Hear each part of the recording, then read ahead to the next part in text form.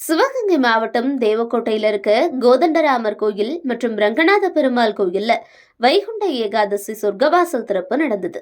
2 கோயில்கள்லையும் இன்று அதிகாலை 3 மணி அளவுல பெருமாள் ஸ்ரீதேவி பூதேவி சிறப்பு திருமஞ்சனத்தை தொடர்ந்து மூலஸ்தானத்திலிருந்து பல்லக்கில புறப்பட்டு கோதண்டராமர் கோயில்ல 4 மணிக்கும் ரங்கநாத பெருமாள் கோயில்ல 4:30 மணிக்கும் முக்கிய நிகழ்வான சொர்க்கவாசல் திறப்பு நிகழ்ச்சி நடந்தது.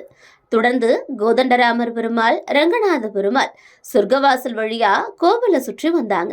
பக்தர்கள் கோவிந்தா கோஷம் எழுப்பி நம்மாழ்வார் வரவேற்க சொர்க்கவாசல் திறந்து அலங்கார மண்டபத்துல ரங்கநாத பெருமாள் ஸ்ரீதேவி பூதேவி தாயாரோட எழுந்தருளினாரு. 1000த்திற்கும் மேற்பட்ட பக்தர்கள் பங்கேற்று பெருமாளை பக்தி பிரவசத்தோட தரிசிச்சாங்க.